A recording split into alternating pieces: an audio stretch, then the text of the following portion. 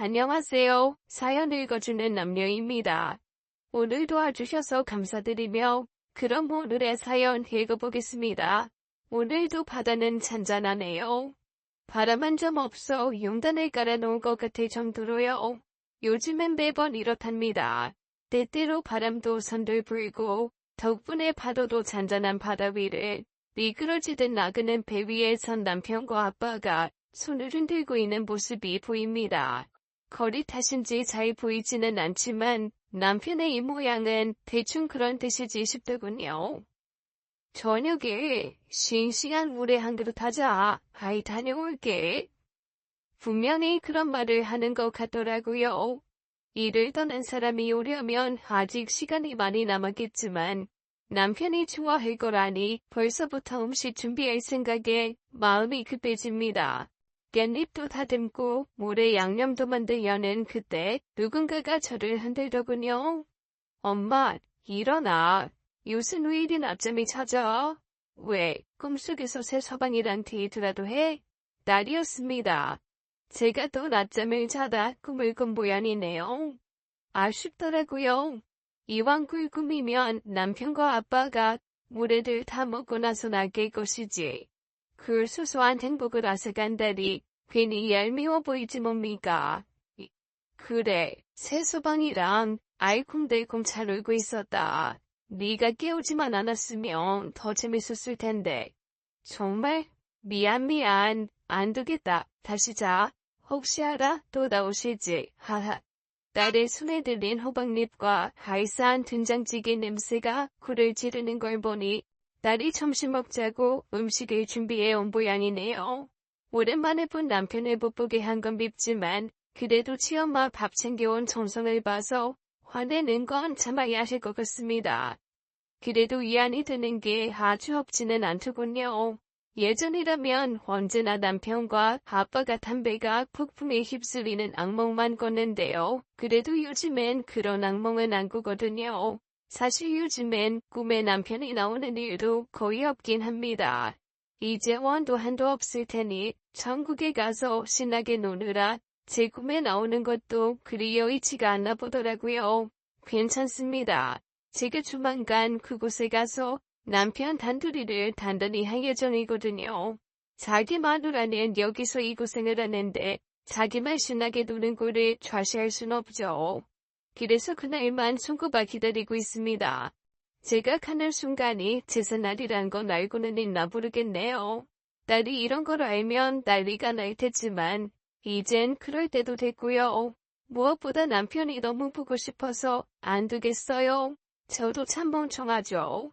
저 싫다고 훌쩍 떠난 사람을 뭐 그리 보고 싶다고 이러는 건지. 그래도 남편이 그리운 건 어쩔 수가 없네요. 워낙 제기 끔찍하던 사람이었거든요. 오늘은 제 남편에 관한 이야기를 들려드릴까 합니다. 뜬금없이 남편 자랑을 하겠다는 제게 우스워 보이시겠지만 그러려니 하고 들어주시면 감사하겠습니다. 안녕하세요. 전 박 70을 넘긴 여자입니다. 아들 하나 딸 하나를 키우면서 참 험한 세월을 버텨왔어요.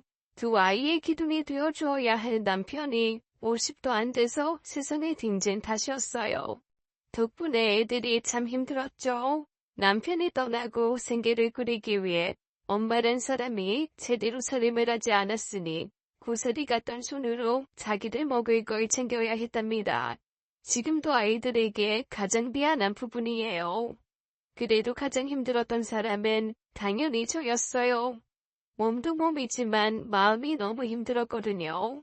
제겐 남편이란 존재는 말 그대로 하늘이었거든요. 아무리 힘든 순간이라 해도 남편이 제 뒤에 서주기만 한다면 무서울 것 없는 그런 존재였답니다. 그런 존재가 갑자기 사라졌으니 왜 안 그럴까요?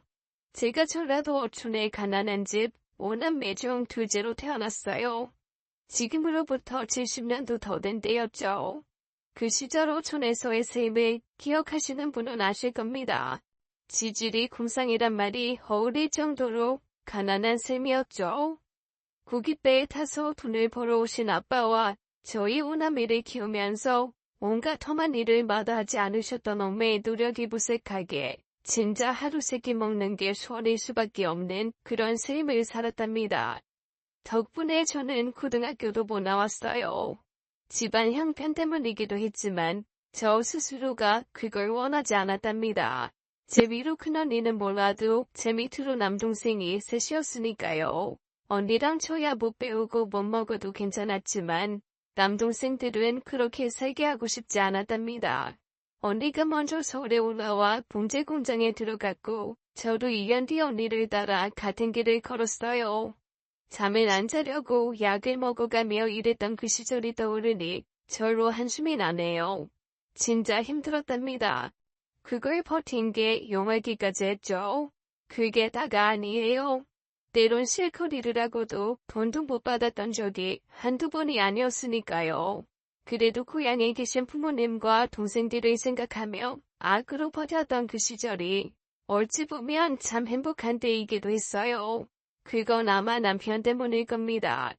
제가 서울에 와서 4년 정도 됐을 때였어요. 두 군데 공장을 거쳐 세 번째 회사로 왔을 때였죠.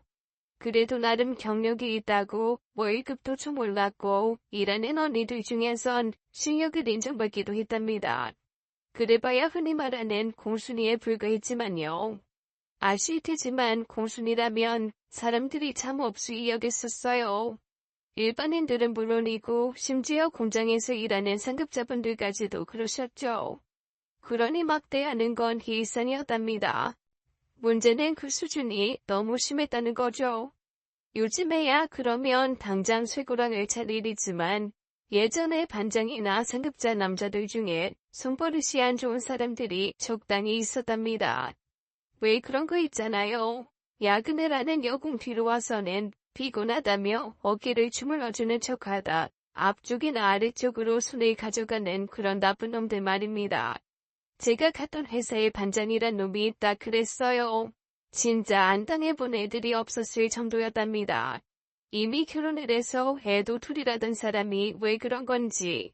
문제는 그런 걸 다들 알면서도 아무도 이 일을 제기할 수 없었다는 거였어요.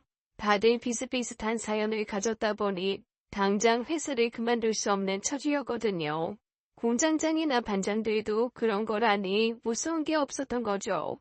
설령 그런 일이 문제가 돼도 회사에선 남자 직원들을 자르는 경우가 거의 없었답니다. 여직원들은 너무도 손쉽게 구할 수 있었다는 이유였죠. 그러니 몹쓸 짓을 당한다 한들 회사의 높은 양반들에게 그 일을 말할 수가 없었던 거였어요. 다들 자기만 아니기를 바라는 게 다였달까요? 저도 이미 그 이야기를 들어서 모르는 건 아니었습니다. 그래도 그 회사로 갈 수밖에 없었던 건 단돈 몇만 원이라도 더 월급을 줬기 때문이었어요. 그 돈이면 동생들 반찬이 달아지는 일이니까요. 그러니 혹여 남자의 손이 원치 않은 접촉을 한다 해도 처음부터 참을 각오는 되어 있었던 거죠. 그래도 그런 일은 없기를 바랐답니다. 헛된 바람이었어요. 제가 예쁜 건지는 잘 모르겠지만 제가 공장에 출근한 3일 뒤부터 그런 일을 당했답니다. 진짜 끔찍했어요. 그런 날이면 당장이라도 공장을 때려치우고 싶었지만 그래선 안 됐죠. 제게는 부양할 가족이 있었으니까요. 그렇게 두어 달을 버텼어요. 그날도 역시나 반장의 손이 제 가슴 쪽을 슬금슬금 더듬어 왔답니다. 벌레가 제 알몸을 기어다니는 느낌에 온몸에 소름이 끼쳤지만 참아야 했어요. 주변의 친구들도 모른 체 하며 일을 했고요. 다들 같은 처지니 안쓰러우면서도 감내해야 했던 거였어요. 그랬다면 여느 날처럼 넘어갔을 거고요. 근데 그날은 달랐어요. 지금 뭐 하시는 겁니까? 아이 창피한 줄 아세요. 아무도 건드릴 수 없었던 반장의 행동에 재질을 건 건 저보다 한 살 많던 공장의 남자 직원이었어요. 주로 배들과 자제원숭을 하던 친구였죠. 덩치는 컸지만 순박한 얼굴 탓에 그리 눈에 띄지는 않았던 사람이었어요. 저랑은 몇 번 인사를 나눈 게 다였답니다. 그런 사람이 갑자기 그러자 모든 사람들의 시선이 제게 몰릴 수밖에 없었어요. 반장은 갑작스런 제지에 당황한 듯 떠투 웃음을 터뜨리다 곧 그 사람을 다그치기 시작했어요. 내가 뭘, 왜 넌 이 시간에 여길 왜 와? 야, 하던 일이나 이것이지. 하던 일 하려고요. 근데 반장님은 일을 안 하시는 것처럼 보였어요. 뭐라고? 내가 지금 도는 것처럼 보이냐? 애들 실수하는 거 잡아주고 공정 체크하는 거 몰라. 실수하는 거 잡아주는 게 그런 겁니까? 창피하지도 않아요? 아마 사장님을 제외하고는 다 알았을 겁니다. 반장이 여공들에게 하는 그 유명한 말이에요. 그래도 누구도 이 일을 제기할 수는 없었죠. 그래서 더 그랬던 거고요.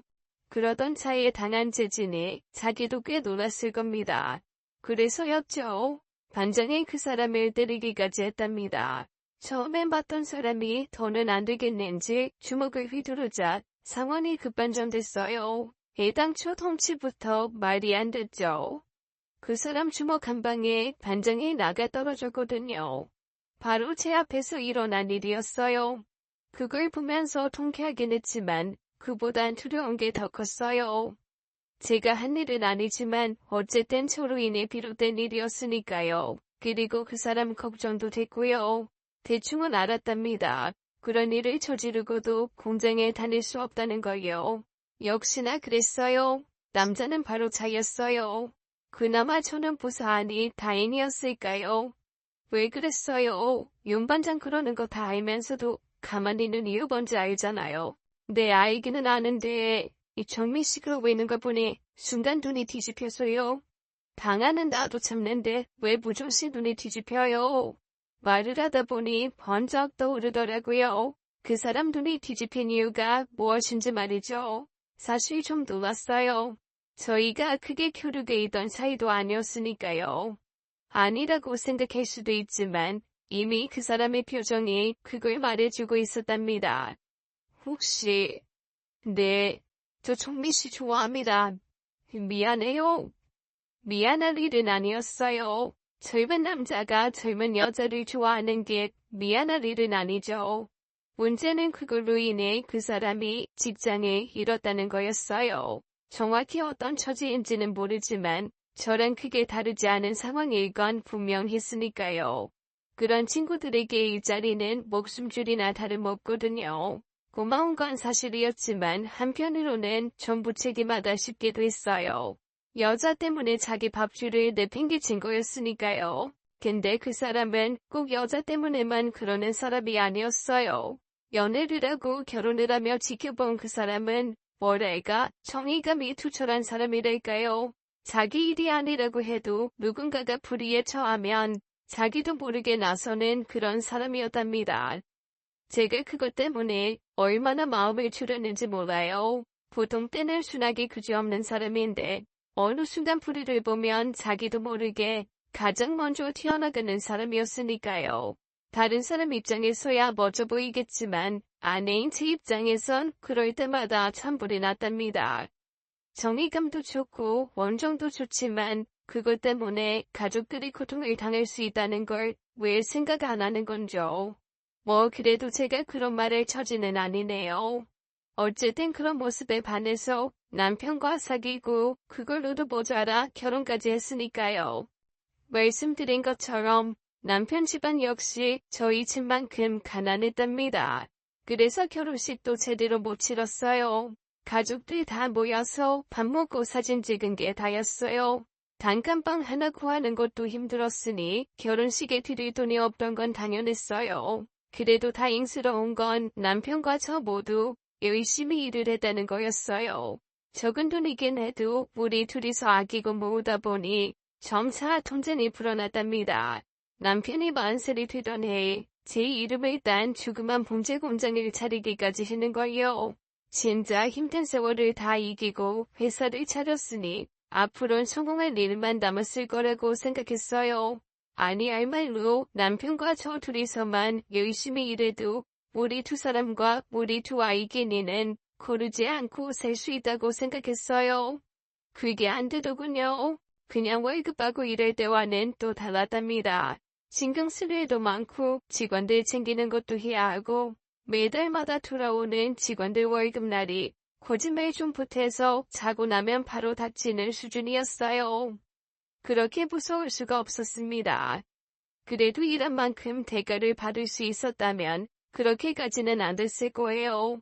사업이란 거라다 보니 일하고도 돈을 못 받는 경우가 적지 않더라고요. 받아놓은 어음이 부도나는 경우도 있었고요. 결국 4년 만에 망하다시피 해서 공장문을 닫아야 했어요. 따지고 보면 당연한 일이었답니다. 받아야 할 돈은 못 받는데 줄 돈은 칼같이 챙겨주었으니 회사 통장이 짜부러드는 건 정해진 이치였어요. 그래도 좋은 경험했다 치면 될 일이었죠. 아직 젊고 몸뚱아리 튼튼하니 다시 열심히 일하면 저희 식구들 못 먹고 살겠어요. 근데 그게 아니었어요. 남편이 받은 충격이 많이 컸나 보더라고요. 듣기 빌었던 사람들에게서 느낀 배신감이 남편을 힘들게 했답니다. 일일이 다 말씀드릴 수는 없지만 사람이 힘든 처지에 몰리고 나면 본색이 드러나더군요. 남편이 한동안 중심을 못 잡고 방황하던 때였어요. 그쯤 들어서 아빠가 건강이 많이 안 좋아지셨어요. 암 같은 난치병에 걸린 건 아니셨지만 70년 가까운 세월을 험한 뱃일을 하셨으니 몸 여기저기서 쉴 새 없이 말씀을 부리셨거든요. 그래도 뱃일을 접을 수 없다고 고집을 부리신 게 저희 자식들을 걱정하게 만드는 거였어요. 조금씩 다르긴 하지만 그래도 다들 어느 정도는 쓸만한 형편이 된 뒤 자식들 5시 10시 일반 돈을 모아 중국 구기배를 한쪽 사들인 게 이유였어요. 자식들이 그 고생해서 번 돈으로 사준 구기배를 누릴 수 없다셨거든요. 그 마음을 모르는 건 아니었지만 그래도 이젠 쉬셨으면 싶은 게 자식들 마음이잖아요. 자식들이 돌아가며 일 그만두기를 말씀드렸지만 말을 듣질 않으시더군요. 엄마조차 그럴 수 없다셨을 정도였어요. 바로 그때 남편이 나섰답니다. 아버님, 그 몸으로 일하시는 건 불이에요. 좀 그러시면 사람을 쓰시던가요. 사람을 쓰면 돈이 나가잖아. 뭐하러 그래. 나 혼자 해도 충분한 걸. 아빠, 그러다 진짜 큰일 나요. 이제 좀 쉬셔도 되잖아요. 쉬면? 그러면 더 몸만 아플 텐데. 너무 걱정 마. 쉬어, 마마. 고집도 그런 고집이 없더라고요. 결국 두 손 두 발 다 들어야 하는 상황이었어요. 그럼 아버님, 제가 아버님 일 돕는 건 어떨까요? 설마 저한테 돈 나가는 것도 아까우신 건 아니시죠? 여보, 이 사람아, 아서. 뱃일이 얼마나 힘든데 아무나 할 수 있는 게 아니야. 이 사람 말이 맞아. 나야 평생 한 일이니 하는 거지만 자넨 안 돼. 뭐가 아쉬워서 이 험한 일을 하려고 그래. 하던 일이나 잘하게. 사실 그때까지 저희 공장에 문 닫은 걸 말씀드리지 않았답니다. 그 이야기를 하면 부모님이 걱정하실 걸 뻔히 아니까요. 그런데 남편이 그 이야기를 해버렸어요. 어차피 돈벌이도 못하고 있다며 아빠 마음이 변하실지도 모른다고 생각해서였죠. 예상대로 아빠의 태도가 달라졌답니다. 그런 일이 있어서 마음고생이 심했겠구만. 그래도 기술이 있으니 서울에서 다른 일 해도 되잖아. 굳이 이 힘든 일을 할 이유가 있나. 죄송하긴 한데 저 지쳤어요. 일이 힘들어서가 아니라 사람 대하는 게 너무 힘들어서요. 그래서 그러는 겁니다. 아버님 모시고 바다에서 열심히 땀 흘리면 지금보다 못할 이유도 없을 것 같고요. 남편이 말한 이유가 사실은 아니었을 겁니다.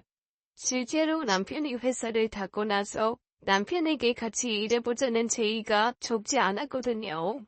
워낙 부지런한 데다 인성도 좋은 사람이니 같이 일해보고 싶어하는 이들이 많았어요.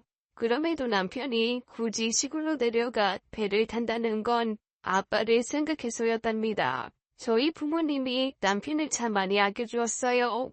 남편도 그래서 부모님을 잘 따랐고요. 지금도 가장 고마운 것 중에 하나예요. 그냥 사위니까 한다는 게 아니라 진짜 부모를 모시듯 저희 엄마 아빠를 대해준 거요. 엄마가 돌아가실 때 마지막으로 남편을 보고 싶다고 한 것만 봐도 부모님이 남편을 얼마나 끔찍하게 생각했는지 아실 수 있을 겁니다. 그 정도로 진심인 사람이 말을 꺼내자 아빠도 쉽게 거절을 못하시더라고요. 결국 그렇게 저희 가족의 기어가 길 정도였습니다. 사실 걱정이 되긴 했어요. 저야 고양이기도 하고 워낙 어촌 생활에 인이 되긴 사람이니 큰 문제는 없겠지만 남편이나 아이들은 상황이 달랐으니까요. 근데 다행스럽게도 다들 어촌에서의 삶에 빠르게 녹아들었답니다. 초반에 아이들이 조금 힘들어하긴 했어요. 투박한 전라도 사투리를 쓰는 아이들 사이에서 서울말을 쓰니 약간 놀림을 당했거든요. 그런데 금세 적응하더라고요. 저보다 더 전라도 사투리를 잘 쓸 정도로 친구들과 용화가 됐거든요. 남편은 더 있어요. 지금도 그렇지만 그 시절에도 어촌엔 젊은 사람들이 그리 많지 않았답니다. 당연하죠. 당장 저희 형제들만 해도 다들 서울로 부산으로 삶의 터전을 옮겼으니까요. 다른 젊은 사람들도 그랬고요. 그러니 어촌에서 젊은 사람 보는 게 쉽지 않았죠. 그 와중에 남편이 내려와 젊은 사람이 해야 할 몫을 해냈으니 예쁨을 받지 않을 수가 없었답니다. 물론 거기도 사람 사는 곳이니 시기나 질투를 하는 사람이 없던 건 아니었어요. 그래도 묵묵히 땀 흘리는 남편을 겪고 나니 그조차도 금세 사라졌답니다. 아따, 선장님은 좋으시겠으나. 사이가 저리 이래도 오늘 얼마나 든든하실까임? 아이 든든하긴. 아직 팬이는 아무것도 모르는걸. 오히려 나 혼자 할 때보다 더 일이 늘었다니까. 근데 일만 하는 게 아니라 사위도 가르쳐야 하니까 내가 더 힘들어. 주변 사람들이 남편이 아빠를 돕는 걸 부러워할 때마다 아빠는 오히려 더 힘들다며 엄살을 부리셨어요. 물론 말뿐이었죠. 아빠는 남편과 함께 뱃일을 나가시는 걸 진짜 좋아하셨거든요. 그리고 말처럼 남편이 그리 짐덩어리인 것만은 아니기도 했고요. 원체 부지런한 성정인데다 일머리도 뛰어나거든요. 빠른 속도로 일을 배워 1년 좀 넘자 웬만한 뱃사람 한 몫은 거뜬히 해냈답니다. 한참 세볼 때만큼은 아니었지만 그래도 팬일이 노력하면 한 만큼은 응답을 해주거든요. 특히나 시골에서 살다 보니 생활비 들어가는 것도 서울에서의 절반 정도면 됐으니 돈 걱정도 안 해도 됐어요. 이래저래 만족스러운 삶이었던 것 같아요. 아빠도 남편이 일을 도우면서 몸 상태가 한결 나아지셨고요. 저희 가족도 남편이 맘 편하게 일하는 걸 보면서 오히려 더 화목해졌답니다. 생각해보면 제 인생 통틀어 가장 행복했던 시절이었던 것 같아요. 중간중간 한박 웃음을 지을 일이 생겼던 것도 그런 행복함을 배가시켜주는 일이었답니다. 그중 하나가 바로 로또에 맞은 일이었죠. 그 옛날에 로또가 어딨었냐고 거짓말한다실 수 있겠네요. 그 로또는 아니지만 어부들에게는 로또 비슷한 일이 가끔 벌어진답니다. 여보, 시청이야. 일을 다녀온 남편의 목소리가 집안을 쩌렁쩌렁 울리더군요. 게다가 제 이름을 부르기까지 했답니다. 결혼 후에는 제일 그럴 일이 없거든요. 그럼에도 저랬다는 건 기분이 엄청 좋다는 뜻이죠. 전 술 한잔하고 온 거라고 생각했어요. 가끔 남편이 거나하게 술에 취해 오면 저런 식으로 제 이름을 부르거나 잠에 빠진 아이들을 깨워 얼굴을 부비곤 했으니까요. 뭐야, 술 마셨어? 잘한다. 아직 해도 안 줬구만. 술 안 마셨거든. 뭐 가지고 싶은 거 없어? 말만 해. 다 사줄게. 얼굴에 한박 웃음을 지으며 가지고 싶은 걸 말하다는 남편을 보는데 괜히 걱정이 앞서대요. 여자들 그렇잖아요. 남편이 갑자기 그러면 왠지 불안해지는 거요. 당신 왜 그래? 무슨 일 있어? 일? 일 있지. 그것도 큰일 하하하. 무슨 일인데 불안하니까 오랜만에 한껏 걱정스러운 표정을 지닌 저를 보더니 남편이 입을 열었답니다. 저놓은 국물에 돌고래가 걸렸대요. 그래서 저런 거였어요. 무슨 말인지 의아해하시는 분들도 계실 것 같아 설명드리자면 이렇습니다. 흔히 삼갱이라고 불리는 돌고래를 위시해 밍크고래 같은 어종들은 포획이 금지되어 있답니다. 그래서 일부러 고래를 포획하거나 오구 양멍시 살아있는 고래를 포획 시 형사처벌을 받을 수도 있어요. 근데 안 그런 경우도 있어요. 그물을 쳤다 끌어올렸는데 거기에 구레가 걸려 죽어 있는 경우라면 어민들이 절차를 거쳐 그 구레의 수유권을 가지게 되거든요. 잦은 일은 아니지만 가끔 그런 경우가 생긴답니다. 물론 그런 걸 가장해 일부러 구레를 잡는 경우라면 처벌을 받을 수도 있어요. 그래서 구레가 포획되면 경찰이 꼼꼼히 조사를 한답니다. 잡살 같은 걸 썼는지 의도적으로 구레를 잡았는지 확인을 하거든요. 근데 그 과정에서 의도된 흔적이 발견되지 않으면 그 구레는 어민게 돼요. 이게 꽤 큰 돈이 된답니다. 그래서 어민들 사이에서는 이런 걸 가리켜 바다의 로또라고까지 부르는 거고요. 바로 그런 일이 생겼답니다. 정말 잘됐다. 나 진짜 뭐 사지? 다들 부러워하셨답니다. 저도 당연히 기분 좋았고요. 뱃사람만이 가질 수 있는 특권을 누리는 거니 그렇지 않을 이유가 없죠. 그렇게 행복한 날들이 이어졌지만 그래도 마음 한구석은 언제나 불안함이 있을 수밖에 없는 게 뱃사람을 남편으로 둔 여자의 수명이랍니다. 기상청에서 수시로 날씨 정보를 알려주니 풍랑주의보가 내리면 배를 띄우지 못하게 되어 있지만 바다가 어디 그리 사람 마음대로 움직여준답니까? 멀쩡한 줄 알고 나갔다가 풍랑에 휩싸여 사고를 당하는 경우가 심심치 않거든요. 어촌에서 자란 분이라면 가족이나 친지 혹은 지인들이 사고로 인해 유명을 달리한 경험을 한두 번은 다 가지고 있을 정도로 뱃일은 늘 위험이 선존하는 게 사실입니다. 저라고 그걸 모를까요? 당장 저 어릴 때 아빠의 친한 친구분이 그런 일을 당하는 걸 보기도 했고요. 그러니 언제나 남편이 바다로 나가면 입향 전까진 마음을 추려야 했답니다. 그나마 다행인 건 아빠가 함께 한다는 거였어요. 평생을 뱃사람으로 지내온 아빠니 바다가 주는 위험을 누구보다 잘 아셨거든요. 게다가 사위와 함께하니 특별히 더 안전에 신경을 쓰셨답니다. 그러니 조금이라도 불안을 덜 수 있었던 거고요. 그래도 마음을 다도울 수는 없었으니 언제나 잔소리를 달고 살았답니다. 남편 역시 그런 제 마음을 누구보다 잘 아니 항상 안전에 주의를 기울여 주었어요. 남편이 점점 더 뱃일에 익숙해지면서 마음을 놓았던 것이 문제였을까요? 제 인생에서 가장 참혹한 사건이 저를 덮쳐오고 말았어요. 시작은 딸의 대학 입학에서부터였답니다. 시골에서 학교를 다녔지만 딸은 공부를 꽤 잘했어요. 덕분에 서울에 있는 모 대학에 입학을 할 수 있게 되었답니다. 우리 가족 모두를 즐겁게 만드는 일이었어요. 그건 한편으론 저희가 돈을 더 많이 써야 한다는 뜻이었답니다. 등록금부터 시작해 애 용돈까지 주어야 했으니까요. 그래서 더 남편이 일을 돌리기로 했답니다. 오늘 날씨 좀 그런 것 같은데? 괜찮아. 풍랑주의보가 나온 것도 아니고 아버님도 괜찮다 하셨어.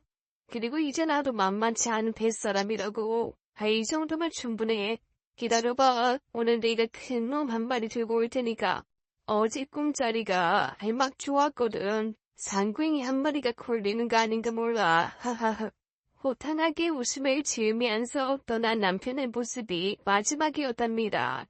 남편이 담배가 떠나고 몇 시간 후 갑작스레 날씨가 나빠졌어요. 기상청에서도 그럴 거라는 예보가 없었으니 미처 예측이 안 됐었답니다. 그래도 워낙 노련한 뱃사람인 아빠가 함께 계셨으니 그게 걱정은 안 했어요. 근데 시간이 지나도 남편의 배가 돌아오지 않았어요. 엄마와 함께 포구로 나간 이유였어요. 이미 다른 배들은 속속들이 포구에 돌아와 있었지만 유독 남편의 배만은 돌아오질 않았답니다. 저희가 그러고 있자 다른 분들도 걱정을 보내주셨어요.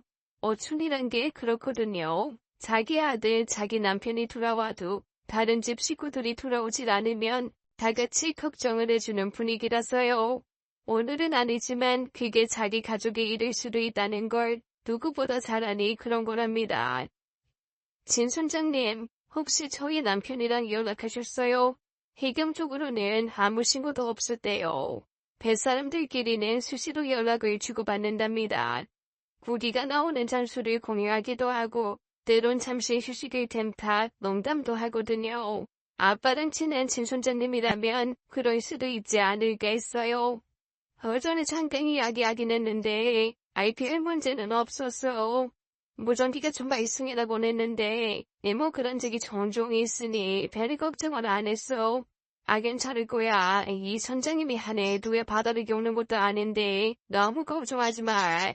그러기엔 너무 날씨가 안 좋았어요. 부랴부랴 기상청에서 풍랑 경보가 내렸지만 이미 배들은 바다를 떠돌고 있을 때였으니까요. 게다가 친 선장님 말대로 무전기 상태가 나빴다면 그런 정보를 몰랐을 수도 있었고요. 결국 그 밤 내내 남편은 돌아오질 않았습니다. 다음 날도 날씨가 안 좋았어요. 저희 신고를 받은 해경이 배를 띄웠지만 다른 어선들은 바다로 향할 수 없었답니다. 배의 규모나 시스템을 놓고 본다면 해경의 배가 구조에는 최적화되어 있지만 실제로 일을 당했을 때 누구보다 효율적인 것이 다른 어선들이거든요.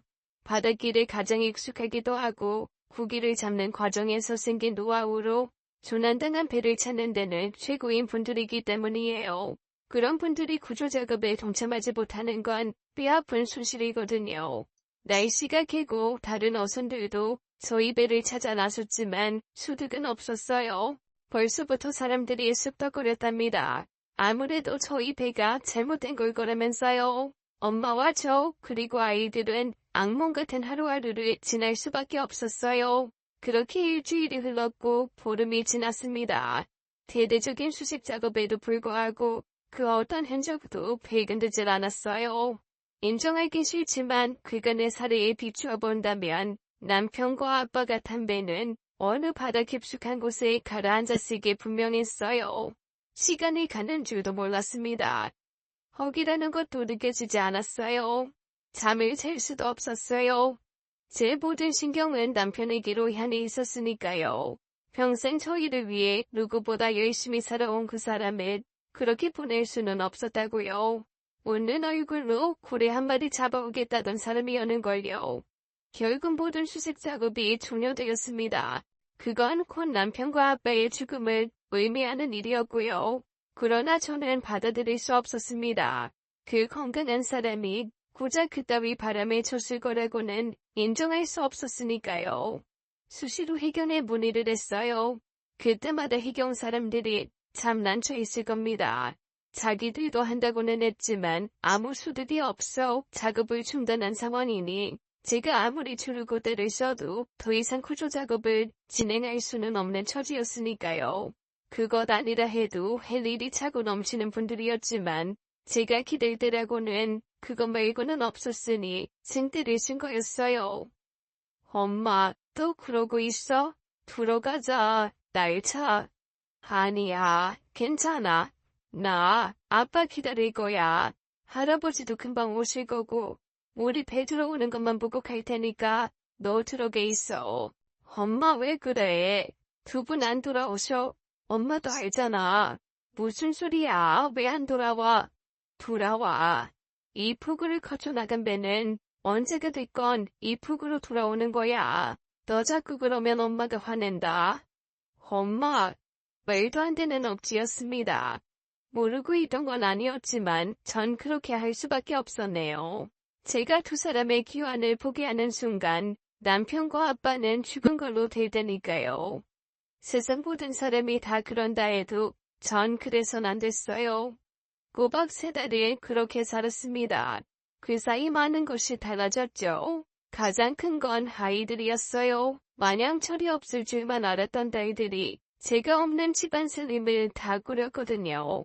처음엔 저를 집으로 데려가려던 아이들이 어느 순간 그 일을 멈췄답니다.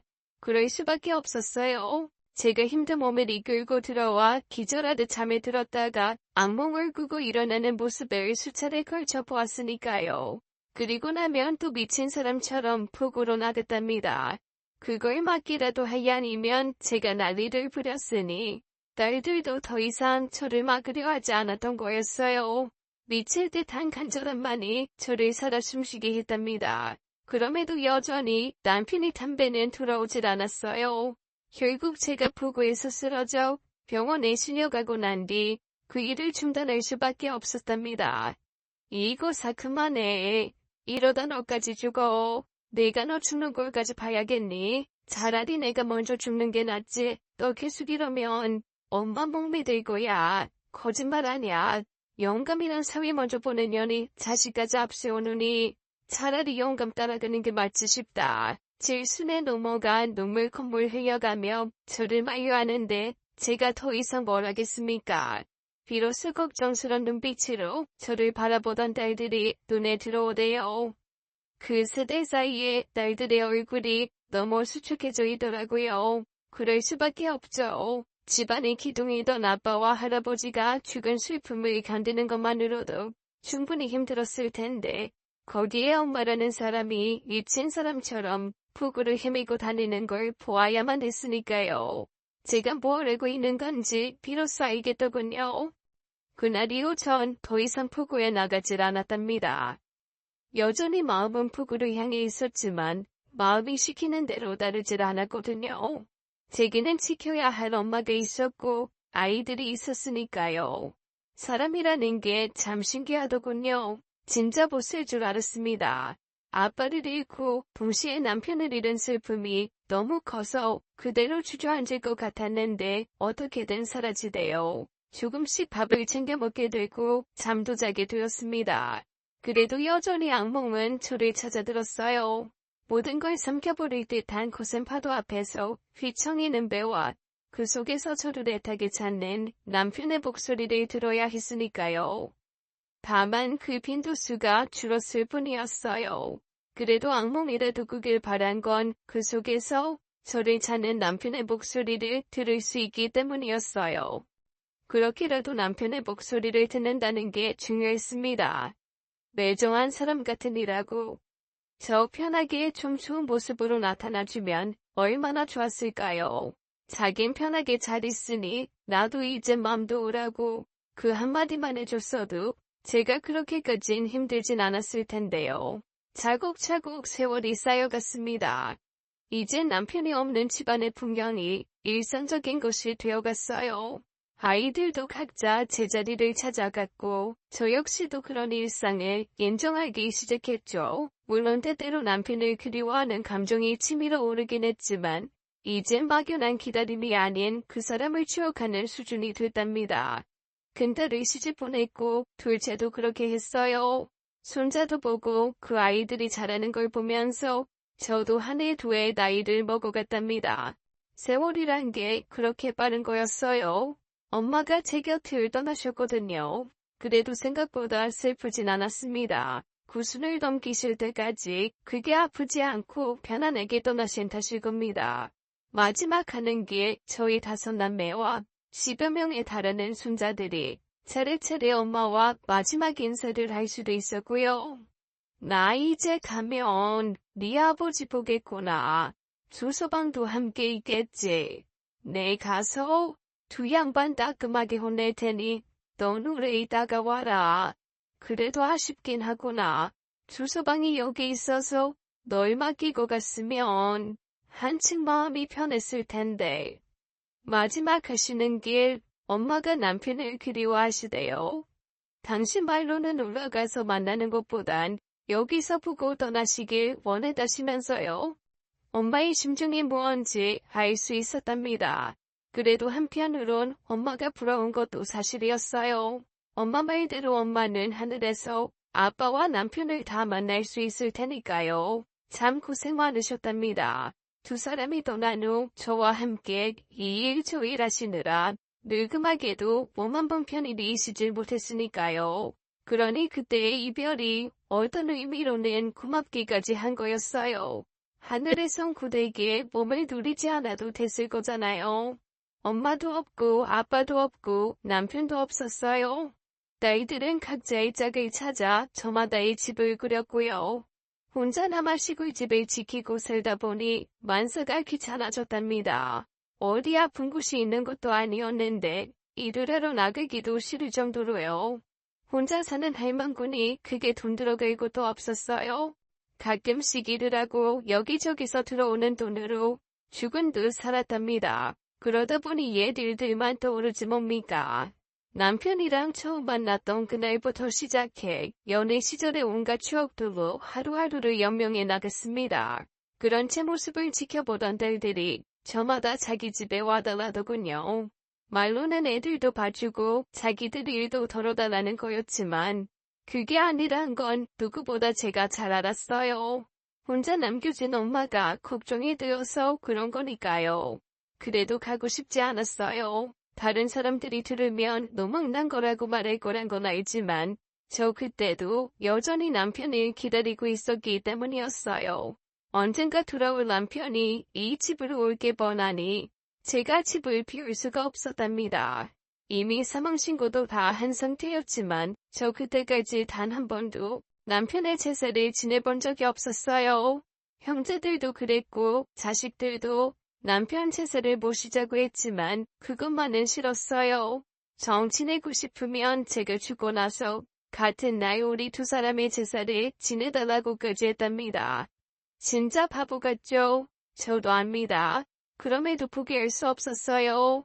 남편이 그런 제 모습을 보면 어떤 말을 할까 궁금하더라고요. 잘했다고 그럴지 아니면 서운하다 그럴지 감이 안 오대요. 그 대답을 알고 싶다면 제가 직접 하늘로 올라가는 수밖에 없을 테지만 그러기엔 제가 너무 건강했네요. 나이가 들면 어딘가는 탈이 나야 마땅한데 전 그런 것도 없었거든요. 주변 사람들은 한결같이 그러더라고요. 엄마가 90이 넘도록 전수를 드렸으니 엄마랑 가장 많이 닮은 저 역시 그럴 거라고요. 그 말은 곧 제가 20여 년을 더 살아야 남편을 만날 수 있다는 뜻이니 제 궁금증에 대한 대답 역시 20년을 기다려야 들을 수 있다는 말이었답니다. 아니었어요. 저 그 대답 결국 두고 말았답니다. 제가 70이 되던 해의 일이었어요. 예전이라면 칠순잔치는 가족을 넘어 동네 잔치로까지 이어지는 큰일이었지만 다들 80도 어렵지 않게 넘기는 세상이 왔으니 칠순잔치를 한다는 게 오히려 어색한 일이었어요. 저도 당연히 그럴 거였고요. 제가 무슨 염치로 칠순잔치를 하겠어요. 그래서 딸과 사위가 칠순잔치 이야기를 했을 때 한사코 반대를 했답니다. 누가 동네방네 사람들 다 부르지? 우리 가족끼리만 하자. 군이모도 그러셨잖아. 군이모 때처럼 가족들 모여서 밥이나 먹자고. 말이야 그런 게 없죠. 가족들 모여서 밥 한 끼 먹는 게 뭐 그리 큰일이겠습니까? 오히려 그 빌미로 모든 가족들이 다 모일 수만 있다면 앞다퉈 환영할 일이죠.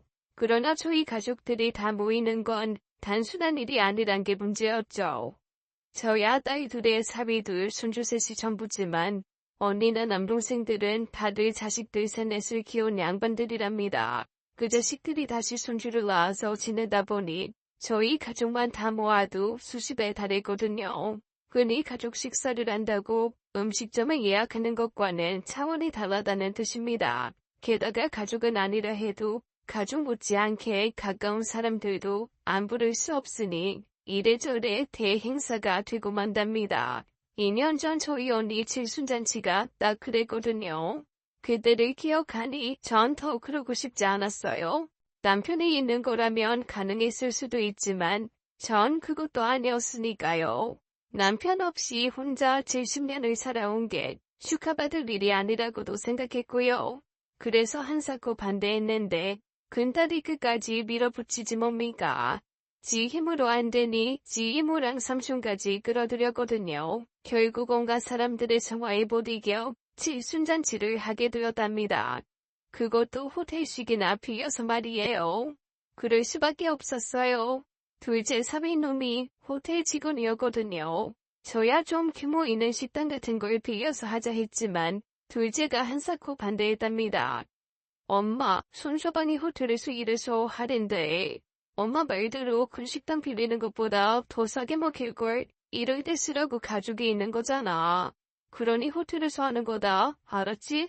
내 어머니 진짜 깜짝 놀라실 거예요.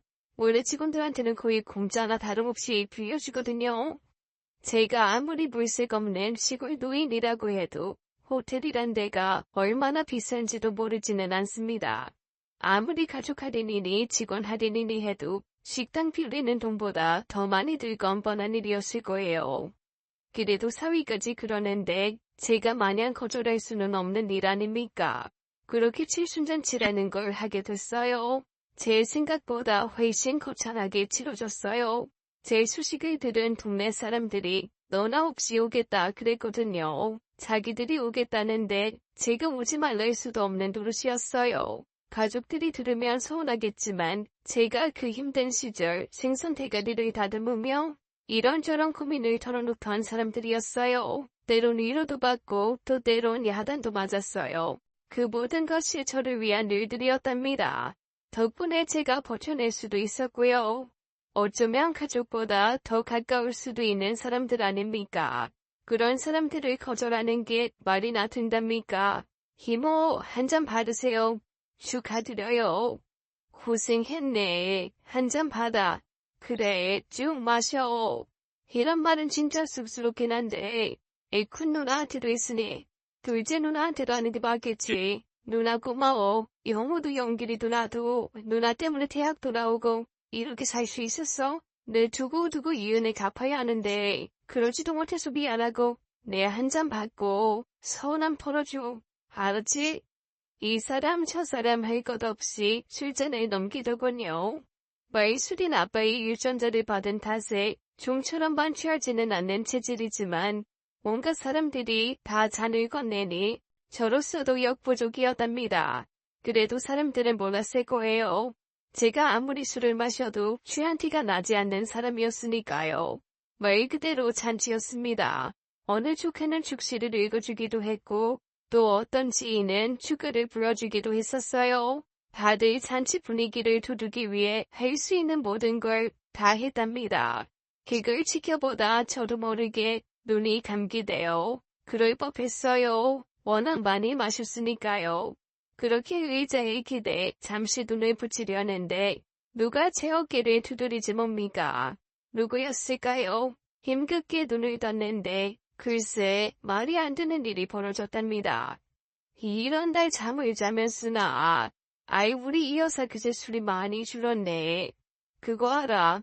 우리 젊을 때, 그러니까 연애할 때 내가 당신 어떻게 한번 해보려고 술 마시게 했다가 오히려 내가 버렸던 거 나도 한술한다고 생각했는데 세상에 나보다 100배는 잘 마시는 여자가 있을 줄이야. 세월에 장사 없다더니 우리 청미도 많이 약해졌다. 그래도 오늘 같은 날 나하고 술 한잔 해야지. 그리고 나가서 춤도 추고 이렇게 남편이 저를 깨웠답니다.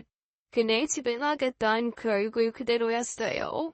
어깨춤을 추며 환하게 웃는 그 사람을 보는데 하염없이 눈물이 났어요.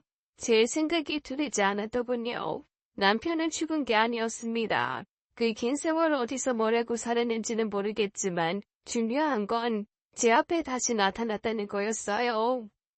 어허, 아이 죽은 날 왜 눈물이야? 아이 뭐하고 있어? 그 술잔 비우고 나한테 한 잔 따라줘야지. 아야 맞다. 그러고 보니 당신 나한테 술 한 잔 안 올렸더라. 진짜 당신 맞지? 왜 이제 왔어? 어디 있었어? 왜 연락 안 했어? 어디 있긴. 언제나 당신 옆에 있었잖아. 이 사람 진짜 술이 많이 약해졌네. 겨우 그 정도 마시고 이러는 게 신기하기까지 하다. 아이 진짜 술 안 줄 거야? 아니야. 줄게. 서둘러 제 앞에 놓인 술잔을 비우고 남편에게 술을 따랐습니다. 제가 마신 술 한 잔을 맛있게 비우고 나서 남편이 말을 이어갔어요. 야, 이 술 맛 좋다. 역시 우리 마누라랑 마시는 술이 최고야. 고마워. 그동안 고생 많았고 이젠 그러지 마. 수진이 수연이랑 재밌게 살아. 손주들도 자주 보러 가고. 알지? 나 당신 진짜 많이 사랑한 거, 더 많이 사랑해주지 못한 건 미안하지만 그래도 내가 할 수 있는 한도 내에서는 진심으로 사랑했어. 알지? 알아. 그래서 더 서운한 거야. 나 힘들 때 뭐 했어? 오지도 않고. 내가 당신 때문에 애들 몰래 밤바다 소주 마시며 얼마나 울었는데. 알아. 그래서 미안하다는 거잖아. 앞으로는 그러지 마. 술 먹고 싶으면 나랑 먹자. 이렇게 둘이서. 아이 자 짱하자. 하이, 좋네, 좋아. 앞으로는 이렇게 나눠 먹자고. 나도 당신이랑 술 한잔하는 거 좋으니까 그래 줄 거지. 그런다고 당연히 그러겠다고 말을 하려던 순간이었습니다. 정미야, 정미야, 너 자. 설마 너 술 취했어? 아이고, 우리 동생이 옛날 같지 않네. 고작 이거 마시고 골아 떨어지다니. 이래순이가 이장권 씨 딸이라고 하겠어? 허허. 저를 깨우던 언니가 제 상태를 보고 놀리더군요. 그러나 거기에 반응에 정신이 없었습니다. 남편이랑 계속 이야기를 해야 했으니까요. 구이 어디 갔어? 구이라니? 너 설마 제부 말하는 거야? 정신 차려. 방금 전까지 여기 있었어. 나랑 이야기도 했어. 진짜야 언니? 구이가 그랬어. 나랑 술 마시는 거 계속하고 싶다고. 뜬금없다는 식으로 바라보던 언니의 눈에 눈물이 맺힌 건 순식간이었습니다. 정미야, 제보 없어. 그럴 리가 없잖아. 아무래도 네가 꿈을 꿨나 보다. 꿈 아니라니까. 진짜로 그이랑 술 한잔 주고 받았어. 찾아봐. 분명히 여기 있었다니까. 내 목소리가 높아지자 사람들의 눈이 제게 몰렸답니다. 코를 메우던 음악 소리도 잦아들었으니 제가 무슨 말을 하는지도 알았을 거고요. 그 사람들의 표정이 하나같이 언니처럼 변하더군요. 엄마, 왜 그래? 아빠가 어딨다고? 알잖아. 우리 아빠 떠나신 거. 엄마 그러지 마. 방금 전까지 시끌벅적하게 떠들면서 웃던 사람들 모두가 안쓰러운 표정으로 저를 바라보았답니다. 상관없었어요. 저에겐 그것보다 급한 게 있었으니까요. 아니라니까. 수연아, 네 아빠 여기 있었어. 엄마랑 건배도 했는걸. 너 못 봤니? 안 그래도 네 얘기도 했어. 빨리 찾아봐. 잠깐은 아니었지만 금세 알 수 있었어요. 언니 말대로 제가 꿈을 꿨을 거란 사실을요. 그래도 너무 생생했어요. 제 손을 덮던 남편의 손에서 느껴진 온기가 이렇게 생생했거든요. 엄마, 결국 울음바다가 되었답니다. 잔치를 끝내고 집으로 돌아오면서도 전 남편과의 짧은 만남만을 떠올렸답니다. 다들 꿈이라고 했음에도 잘 받아들일 수 없었어요. 몰랐다는 건 아니었어요. 그래도 꿈이 아니라고 생각하고 싶었던 거였으니까요. 남편이 떠난 후 단 한 번도 포기하지 않았던 생활에 대한 미련을 그렇게 만든 거였어요. 그런 제가 얼마나 안쓰러웠을까요? 그건 아마 남편이 가장 심했던 모양이었어요. 잔치를 벌이고 보름 정도 지났을 때였어요. 이정미 씨 되시죠? 여기에 희경입니다. 다름이 아니고요. 믿을 수 없는 소식이었습니다. 무려 25년 전에 사라진 남편의 배가 발견되었다지 뭡니까? 무인도에 낚시를 갔던 사람들이 동굴에 있던 땡땡어를 발견했어요. 저희한테 신고가 와서 수습했고요. 확인해보니 25년 전에 실종된 땡땡어였습니다. 저희 마을 바다에서 무려 60km나 떨어진 어느 무인도에서 찾았다는 그 배는 분명히 저희 배였어요. 오랜 세월 파도에 쓸리고 바닷물에 잠식되긴 했지만 선두에 새겨진 배 이름은 분명했거든요. 주타실에서 이후에 항구를 찾았어요. 근데 기록을 보니 그때 배에 두 분이 계셨더라고요. 한 분은 아마 바다에 떨어진 것 같습니다. 저희는 항구만 확보했거든요. 드디어 남편이 돌아왔습니다. 다만 생환이 아닌 죽어서 돌아온 거였지만요. 백골의 유전자 감식 결과 그 백골은 남편이었어요. 남편이 어떻게든 배를 살리려고 하다 변을 당한 것 같더라고요. 확인 결과 갈비뼈가 부러져 내장을 찔렸을 확률이 높다더군요. 부러진 갈비뼈가 그 증거였습니다. 아빠는 없었어요. 해경의 말대로 바다에 붙이셨던 모양이었어요. 다들 놀라하셨답니다. 25년이 지나서 배를 찾은 것도 그랬지만 제7 순잔치가 끝나기 무섭게 남편의 죽음이 확인된 게 너무 절묘하다면서요. 몹쓸 사람, 그래도 너 칠순대 찾아온 게 마지막 인사를 하려던 건가 보다. 봐, 내 말이 맞지? 꿈아니었다니까. 그렇게 남편을 진심으로 떠나보낼 수 있었습니다. 25년간 치르지 못했던 제사를 차리게 된 이유였어요. 처음으로 남편의 제사를 지냈답니다. 저보다 한참 어린 얼굴로 웃고 있는 사진 속 남편에게 마지막 인사를 했어요. 네, 술 한잔 받아요. 미안해요. 그렇게 먹고 싶어 했는데 이제야 챙겨주네. 그래도 너무 많이 마시지는 말아요. 사진 속 남편을 보며 이런저런 이야기를 했답니다. 딸들과 사위들도 남편에게 절을 했고요. 참 긴 시간이었습니다. 그 시간 동안 제대로 몸도 못 이루고 살았던 남편이 너무 안타까웠지만 이제라도 별 좋은 양지에 모신 게 다행이라고 생각했어요.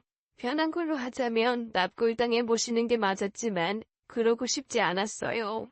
벼도 되지 않는 동굴 속에서 25년을 머물렀던 사람이었으니까요.